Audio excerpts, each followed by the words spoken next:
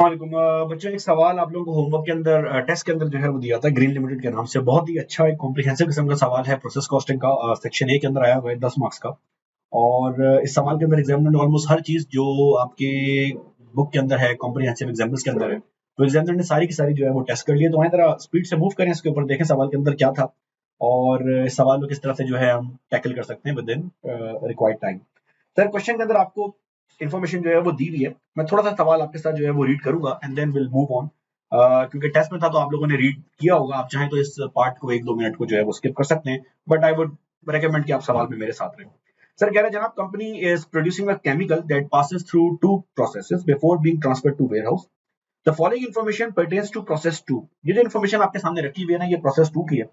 इसका मतलब कि प्रोसेसेस की लाइन के अंदर ये सेकंड प्रोसेस है and it is also taking input from the previous process as well. नीचे उसने इन्फॉर्मेशन दी भी है which is very much evident clear. कह रहा है हमारे पास इस महीने के स्टार्ट में ना 7,500 किलो माल ओपनिंग के अंदर था, जिसकी कॉस्ट 3 मिलियन के आसपास है। सर फिर उसने आपको बताया कि जनाब प्रीवियस प्रोसेस से, क्योंकि ये प्रोसेस नंबर 2 है, प्रीवियस प्रोसेस से हमारे पास 45,000 का इनपुट हुआ है और एक नया रॉ मटेरियल भी हमने ऐड किया है 22,500।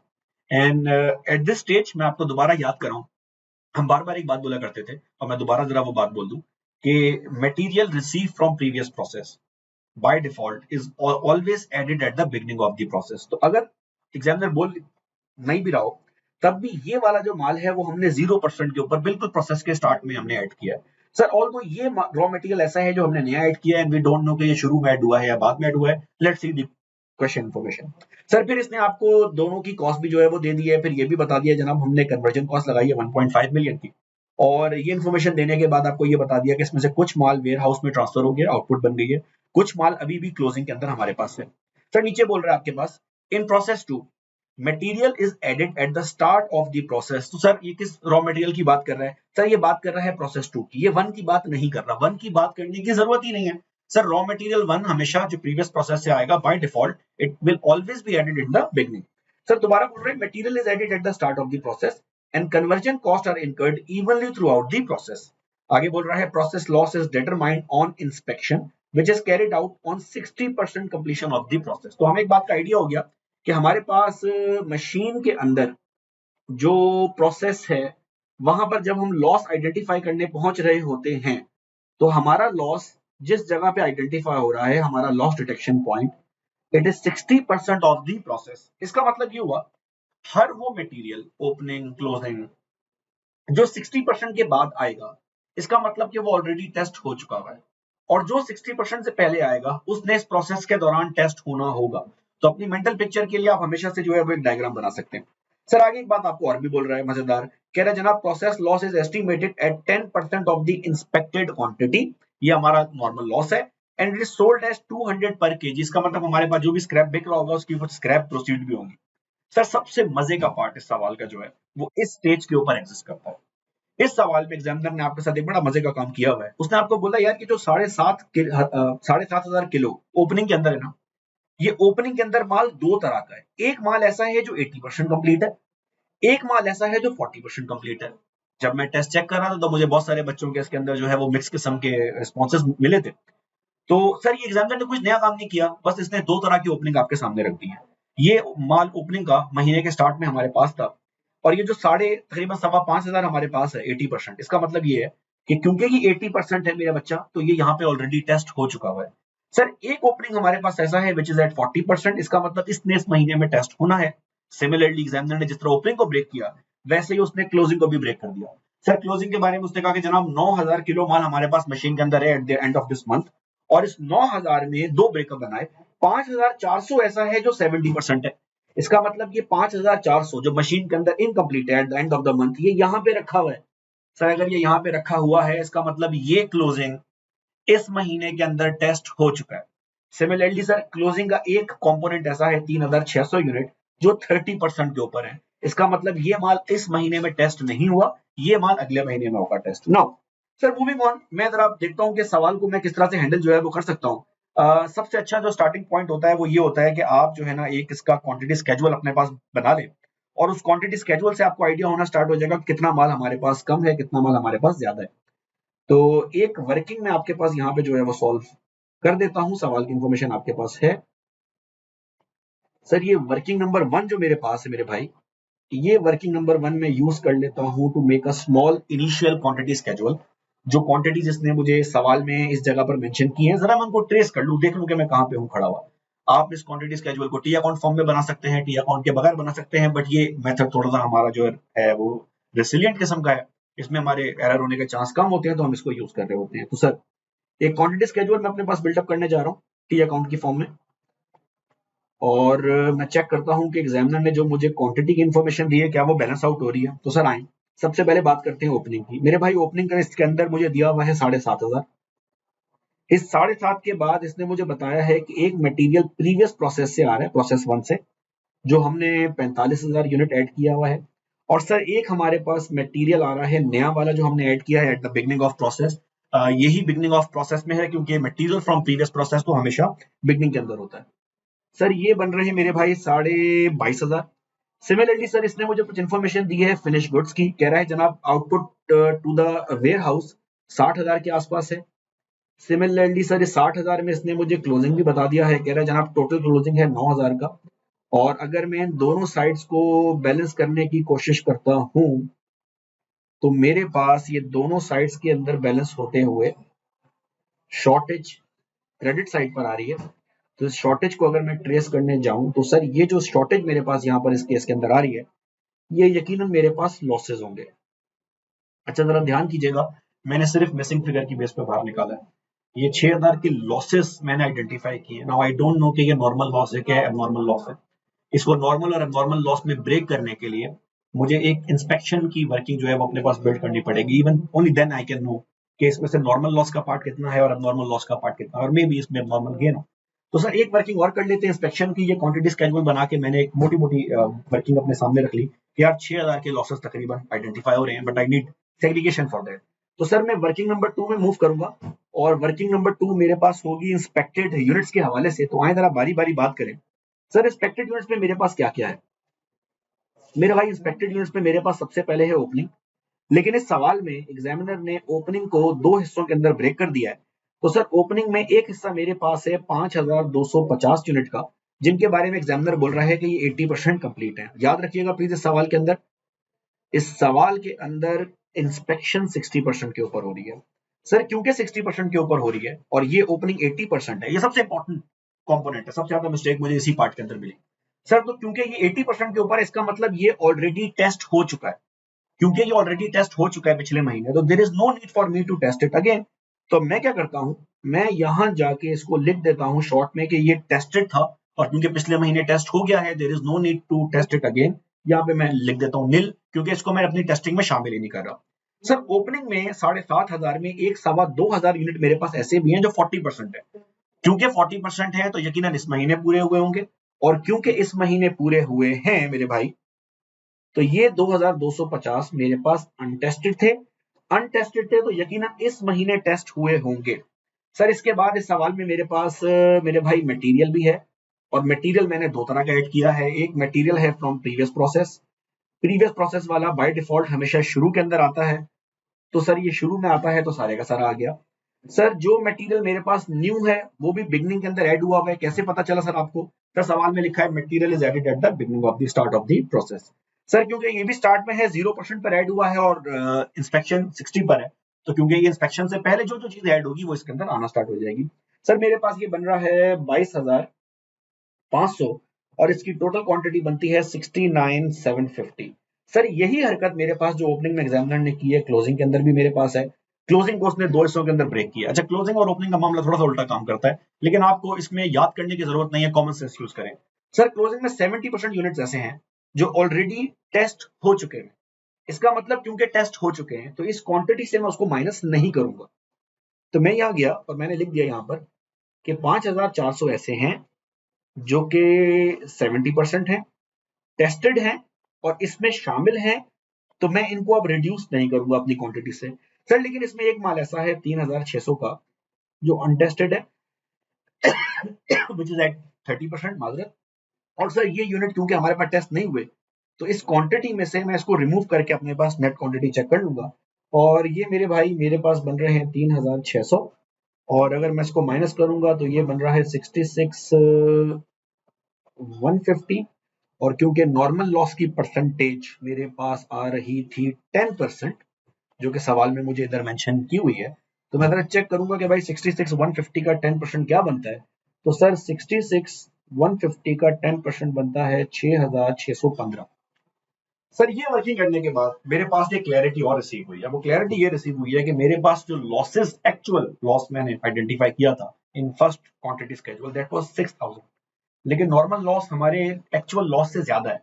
अगर नॉर्मल लॉस होना चाहिए था 6615 और एक्चुअल लॉस हो रहा है 6000, एक्चुअल लॉस कम हो रहा है, इसका मतलब 615 यूनिट लॉस कम होने का मतलब यकीनन मेरे पास इस सवाल के अंदर नॉर्मल गेन आ रहा है। तो मैं अब एक काम ये करता हूं, इसको ट्रेस करने के लिए अपने पास एक क्वांटिटी स्केड्यूल और बिल्ड कर देता हूं, ताकि मेरे पास क्वांटिटी स्केड्यूल पहले के मुकाबले थोड़ा सा इंप्रूव हो जाए और मुझे इसमें आइडिया हो जाए कि जनाब ये क्या मामला हमारे पास इसके अंदर बिल्डअप हो रहा है। चलिए जी सर, इसको आगे मूव करते हैं। सर ये मेरे पास एक माजरत, मेरे पास एक WIP अकाउंट यहाँ पर बनेगा।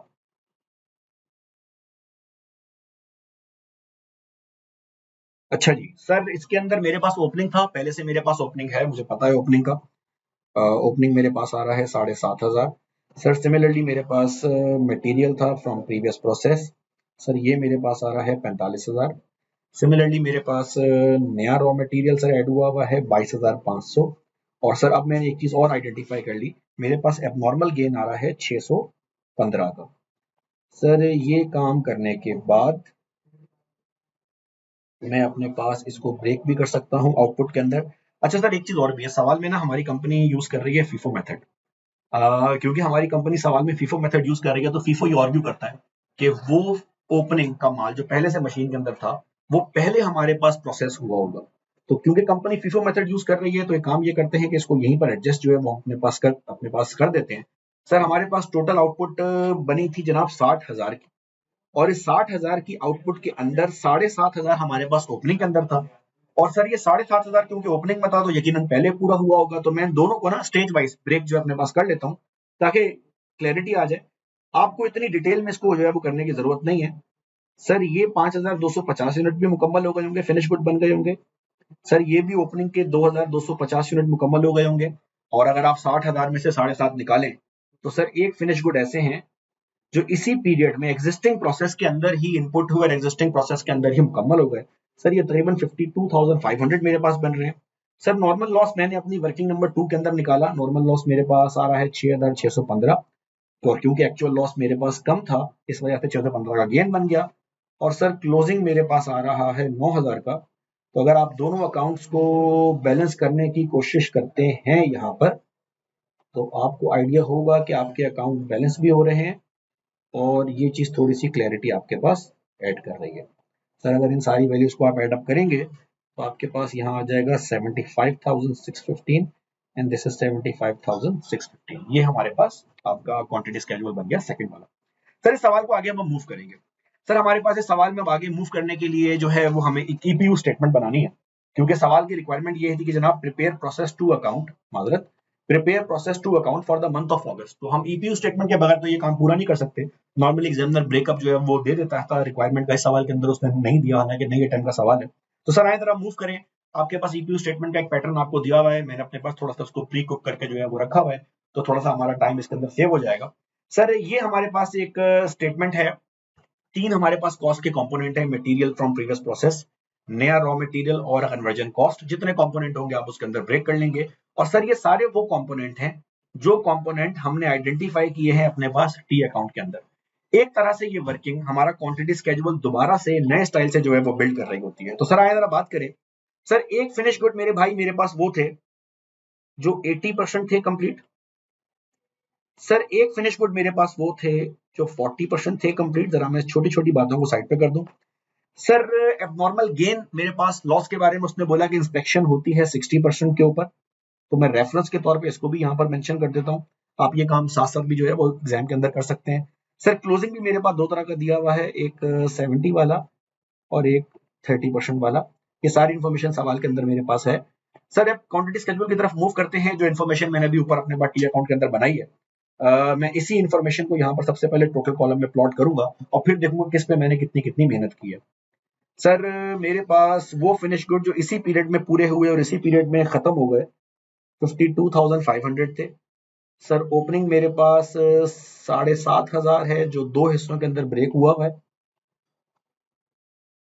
सर नॉर्मल लॉस मैंने वर्किंग के थ्रू अपने पास निकाला था 6,615। सर एबनॉर्मल गेन मैंने बैलेंसिंग फिगर के थ्रू निकाला था 615 and it's worth repeating again कि एबनॉर्मल गेन हमारे क्वांटिटी स्केड्यूल से यहाँ से माइनस होगा। सर क्लोजिंग हमारे पास 9,000 का है और दो तरह का क्लोजिंग है। तो हमारे पास अगर आप टोटल क्वांटिटी चेक करेंगे तो 75,000 की ही बन रही है, कुछ भी एलियन आइटम नहीं है जो बाहर से आ रहा हो। सर इजी थिंग फर्स्ट, हमारे पास फिनिश गुड जो इसी पीरियड में इनपुट हुए इसी पीरियड में प्रोसेस हुए उनके ऊपर 100% मटेरियल लगा होगा, नया वाला, प्रीवियस प्रोसेस वाला, और 100% कन्वर्जन कॉस्ट लगी होगी। सर नॉर्मल लॉस के ऊपर पैसे खर्च हुए होंगे, एटलीस्ट 60% तक तो पैसे खर्च हुए, लेकिन क्योंकि हमने नॉर्मल लॉस के पैसे अपने कस्टमर से रिकवर करने होते हैं तो वो हम अपने क्वांटिटी स्केड्यूल के अंदर शामिल नहीं करेंगे, क्योंकि अगर हमने शामिल किया तो हमारी ईपीयू की वैल्यू बढ़ जाएगी जिसकी वजह से कॉस्ट पर यूनिट कम हो जाएगी। सर मेरे पास नॉर्मल लॉस के अंदर यहाँ पे आ जाएगा नील। सर एबनॉर्मल गेन में मेरे पास 615 यूनिट है, लेकिन material is added at the beginning of process, तो ये सारे का सारा मैंने ऐड कर दिया होगा। ये बाय डिफॉल्ट बिगनिंग में ऐड होता है और बाकी क्योंकि 60% कंप्लीट हुआ है तो 615 का 60% अपने पास आप चेक कर लेंगे, ये बन रहा है मेरे भाई 369। सर सिमिलरली फिनिश गुड की बात करेंगे ओपनिंग वाले की, क्योंकि मटेरियल शुरू में ऐड होता है तो ये वाला जो फिनिश गुड है इसके अंदर मटेरियल पिछले महीने में ही अंदर पूरा का पूरा ऐड हो गया होगा। सर 80% काम हुआ हुआ था तो रिमेनिंग 20% रह गया था, तो 5,250 का 20% आपके पास बनता है 1,050 और 2,250 का 40% आपके पास बनता है 1,350। ये वो इक्विवेलेंट मेहनत है जो हमने इस महीने के अंदर की होगी। सर अब क्लोजिंग के ऊपर आ जाए, क्योंकि मटेरियल शुरू के अंदर ऐड होता है तो ये सारे का सारा मटेरियल इसके अंदर ऐड हो गया होगा। इसके साथ भी सेम है, क्योंकि शुरू में ऐड होता है तो सारे का सारा ऐड हो गया होगा। और सर क्योंकि पहला वाला क्लोजिंग 70% है तो 5,400 का 70 और 3,600 का 30%, 1,080। सर ये मेरे पास ईपीयू आ गई। ईपीयू ही जो है वो अच्छे खासे मार्क्स की होती है और इनफैक्ट इनका मेन कंपोनेंट है। अगर आपने पेपर के अंदर ईपीयू सही बना ली तो समझेंगे आपका आधा काम पैक हो गया हो। सर अगर मैं इसका टोटल करने जाऊं मेरे भाई तो ये बन रहा है 60,885। इसका भी सेम है, इनफैक्ट इसको सेम देख के मेरे दिमाग में भी एक बात ये आ रही है कि आप इस दोनों को कंबाइन भी कर सकते हैं। अगर मटेरियल सेम स्टेज के ऊपर ऐड हो रहा है तो आप उसको एक ही कॉलम के अंदर पैक कर सकते हैं, आपका टाइम और बचेगा। For the purpose of clarity मैंने इसको ब्रेक कर दिया है जिस तरह से आप लोग सॉल्व किया करते थे। सर आगे हमें कह रहा है जनाब 59,391 इसका जो है यहाँ पर बनता है। सर ये ईपीयू स्टेटमेंट क्लोज करने के बाद अब हम अपने पास अगली स्टेज में मूव कर सकते हैं, जिस स्टेज के अंदर हमें इसकी कॉस्ट पर यूनिट बाहर निकालनी है। मैंने इसका कॉलम भी अपने पास पहले से बना के जो है वो है रखा हुआ, तो आप इसके अंदर अपने पास वैल्यूज अब आराम से प्लॉट करना स्टार्ट कर सकते हैं। सारी वैल्यूज हमारे पास हैं। सर जो मटेरियल प्रीवियस प्रोसेस से हमने ऐड किया था उसकी वैल्यू आ रही थी 27 मिलियन की। सर जो नया रॉ मटेरियल है दैट वाज 11,250 और कन्वर्जन कॉस्ट हमारे पास 1.5 मिलियन की थी। अच्छा सर एक वर्किंग हमारे पास स्क्रैप की भी है। नॉर्मल लॉस हमारे पास जो इस सवाल में 6,615 का आ रहा था उसके बारे में एग्जामिनर ने कहीं कोने में बोला था कि जनाब स्क्रैप सेल हो रहा है। मैं जब आंसर चेक कर रहा था तो मुझे कुछ बच्चों के आंसर में ये भी मिला कि काफी लोग स्क्रैप की वैल्यू को अकाउंट फॉर करना भूल गए थे। All that's a small mistake, लेकिन ये अवॉइड हो सकती थी, एक सिंपल सा प्रोसेस हमारे पास है। सर स्क्रैप की वैल्यू अगर हम चेक करेंगे तो एक्सपेक्टेड स्क्रैप हमारे पास बन रहा है ऑलमोस्ट 1.323 मिलियन का। इस वैल्यू को मैं यहाँ से माइनस करूंगा तो मेरे पास नेट कॉस्ट आ जाएगी 25.677 मिलियन। ये सेम रहेगा और ये 1.5 रहेगा। अगर आप में से कोई ऐसा है जो ये लेक्चर फर्स्ट टाइम देख रहा है और उसने प्रोसेस जो है वो पहले रेगुलर क्लास नहीं ली है या उसके कोई कॉन्सेप्ट पूरे से रीइंफोर्स नहीं हुए हैं, और इफ समवन इज वंडरिंग कि सर आपने इसको यहाँ से माइनस क्यों किया, तो इस बात से फर्क नहीं पड़ता कि आप इसको कहाँ से माइनस कर रहे हैं। आप इसको चाहे तो न्यू मटेरियल से माइनस करें, कन्वर्जन कॉस्ट से माइनस करें या इसको डिवाइड कर दें। हम ट्रेडिशनली पहले कॉस्ट कंपोनेंट से जो है वो माइनस कर लेते हैं। There is no hard and fast rule. Sir अब हमारे पास जो है जनाब नेट कॉस्ट आ गई है और हमारे पास ईपीयू भी आ गए हैं, तो हमारे पास मटेरियल फ्रॉम प्रीवियस प्रोसेस की नेट कॉस्ट आ रही है 25.677 मिलियन और यूनिट आ रहे हैं 6885। तो अब हम हर नेट कॉस्ट को उसके रिस्पेक्टिव ईपीयू के साथ डिवाइड करेंगे। हर नेट कॉस्ट को रिस्पेक्टिव ईपीयू के साथ डिवाइड करेंगे। तो आए सर जरा कॉस्ट पर यूनिट की तरफ मूव करें। अगर आप अपने कैलकुलेटर में नंबर पंच करते जाएंगे साथ साथ तो आपको आइडिया होगा कि इसकी आ रही है 421.73, इसका आ रहा है 184.77, एंड दिस वन इज 25.25। तो ये तीनों कॉस्ट पर यूनिट आपके पास, अगर आप इन तीनों कंपोनेंट को टोटल करने जाएंगे तो आपके पास पर यूनिट कॉस्ट आ रही है 631.75। ये वो फिनिश गुड है जो इसी महीने में इनपुट हुआ और इसी महीने में प्रोड्यूस हो गया। सर ये वन कॉलम है, सिंगल कॉलम है, सारी की सारी वर्किंग हम इसी स्क्रीन के ऊपर जो है वो करेंगे और एक ही लाइन के अंदर हम हर चीज की वैल्यू अपने पास निकालना स्टार्ट करेंगे। अब हमारे पास क्योंकि पर यूनिट वैल्यू आ रही है 421.73 for material PP, 184 for new and conversion cost 25.25, इस कॉस्ट को हम पर यूनिट कॉस्ट को इसके रिस्पेक्टिव एबनॉर्मल गेन यूनिट के साथ मल्टीप्लाई करेंगे तो हमारे पास हर कंपोनेंट की ऐसे वैल्यू आना स्टार्ट हो जाएगी। This thing will do for abnormal gain, will do for CWIP, will do for finish good, और हमारे पास वन कॉलम के अंदर आंसर आ जाएगा which will save our time. Sir आइए जरा चेक करना स्टार्ट करें। हमारे पास नॉर्मल गेन की वैल्यू मेरे भाई बन रही है 259,364, इसकी बन रही है 113,633 एंड दिस वन इज 9317। अगर आप इसको कैलकुलेटर पे टोटल करें तो ये बनेगी 382,314। ये जो यूनिट आपके पास 615 आ रहे थे ये 3,82,000 के, एंड वी ऑल नो कि एबनॉर्मल गेन और एबनॉर्मल लॉस कंपनी अपने प्रॉफिट एंड लॉस के ऊपर बेयर करती है। सर आगे बढ़ेंगे जनाब, क्लोजिंग की वैल्यू निकालेंगे सिमिलरली। अच्छा क्लोजिंग की वैल्यू क्योंकि बड़ी है तो ये थाउजेंड्स के अंदर हम नोट करेंगे। सर इसकी वैल्यू हमारे पास बन रही है 3.796 मिलियन, 1,663 मिलियन एंड 123,000। ये टोटल वैल्यू मेरे भाई हमारे पास आ रही है 5,582,000। ये वैल्यू टोटल हमारे पास यहाँ पर आ गई। सर फिनिश गुड क्योंकि पहले से ऐड था तो इस महीने कोई काम नहीं हुआ, हाँ रिमेनिंग 20% काम हुआ था, तो क्योंकि per unit conversion cost sorry 25.25 आ रही है तो 25.25 को मेरे भाई हम मल्टीप्लाई करेंगे 1050 से और 1350 से, इतना हमने कन्वर्जन कॉस्ट पे काम किया है।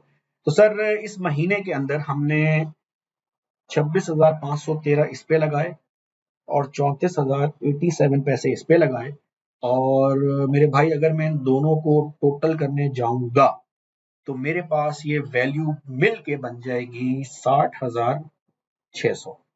अच्छा ये 60,600 रुपए ये वो पैसे हैं जो 7,500 ओपनिंग के फिनिश गुड पर मैंने इस महीने खर्च किए। ये नया खर्चा है जो मैंने किया है। सर एक खर्चा उस पर पहले से हो चुका हुआ है। अगर आप सवाल के अंदर गौर करें तो एग्जामिनर ने सवाल के अंदर आपको बताया हुआ था कि जनाब ओपनिंग की वैल्यू 3 मिलियन थी, इसका मतलब ये 3 मिलियन हमने पहले ही पिछले महीने खर्च कर लिए थे। तो अगर मैं टोटल फिनिश गुड की वैल्यू निकालने जाऊं तो ये 3 मिलियन की अमाउंट और ये 60,060 जो मैंने नया खर्च किया है ये मिलके मेरे पास बन जाएगा 3060, और ये फिनिश गुड की वो वैल्यू है जो ओपनिंग वाले 7,500 फिनिश गुड मेरे पास इस महीने के अंदर थे। अच्छा सर ये तो 7,500 फिनिश गुड्स हैं, लेकिन टोटल फिनिश गुड मेरे पास 60,000 के थे। इसमें 52,500 फिनिश गुड वो हैं जो इसी महीने पूरे हुए। सर उनकी वैल्यू भी हम यहाँ पे निकाल सकते हैं। अगर आप अपने कैलकुलेटर में जाएं मेरे भाई और जाके चेक करें तो 52,500 यूनिट जो इसी महीने प्रोड्यूस हुए, इसी महीने इनपुट हुए, इसी महीने कंप्लीट हो गए, उनकी पर यूनिट वैल्यू बन रही है 631.75।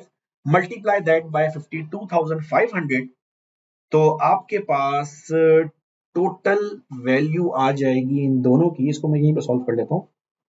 आपके पास टोटल वैल्यू इन दोनों की बन जाएगी तकरीबन 33.167 मिलियन, और इसमें मैं ऐड करूंगा 7,500 फिनिश गुड की वैल्यू जो मेरे पास यहां से बन रही थी,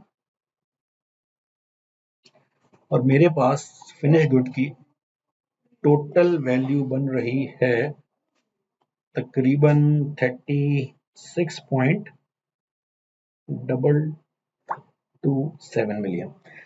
अच्छा जी सर सवाल को एंड करें, आखिरी क्वांटिटी स्केड्यूल अपने पास बिल्डअप करेंगे। इस आखिरी क्वांटिटी स्केड्यूल के अंदर हमने सारी वैल्यूज को जो है वो रिकंसाइल करना है जस्ट टू सी कि हमारा टी अकाउंट बैलेंस हो रहा है नहीं हो रहा। सर ये सारे यूनिट्स हमने पहले ही जो है वो चेक कर लिए हुए थे, तो बेसिकली यहाँ पे क्वांटिटी का मसला नहीं है, यहाँ पे हमें वैल्यूज को जो है वो ट्रेस करना है। सर फिनिश गुड में हमारे पास 60,000 था। अच्छा ये मैंने सब कुछ मर्ज कर दिया है, अगर आप चाहें तो आप फिनिश गुड को टी अकाउंट में ब्रेक भी कर सकते हैं, इट्स नॉट अ प्रॉब्लम, क्योंकि मैंने ऊपर ईपीयू के अंदर दिखा दिया है तो मैं उसको वापस रिप्रोड्यूस नहीं करना चाह रहा था। सर नॉर्मल लॉस 6,615 का है और क्लोजिंग है 9,000 का। सर स्क्रैप की वैल्यू आपके पास जो है वो मेंशन थी, 200 रुपए का स्क्रैप आपके पास है, तो इसकी वैल्यू मेरे भाई आपके पास बनती है 1323। सर फिनिश गुड की वैल्यू अभी आपने निकाली, that is 36.227 million. Sir CWIP की वैल्यू हमारे पास आ रही थी 5.582 मिलियन, ये भी हम यहाँ जाके नोट कर देंगे 5582। सर फिनिश गुड की वैल्यू हमारे पास दी भी थी 3 मिलियन, नया raw material 27 million, 11.25, conversion cost was 1.5 और एबनॉर्मल गेन की वैल्यू हमारे पास आ रही थी 382,000। ये तो हमने खुद से निकाली है। ये 382 यहाँ पर आ जाएगा। सर अगर अकाउंट बैलेंस करने जाएंगे तो राउंडिंग ऑफ डिफरेंस को इग्नोर करके आपके पास आपका ये टी अकाउंट बैलेंस हो रहा है। आपका छोटा सा सवाल है 10 मिनट का और इंतहाई शानदार सवाल था। Thank you very much.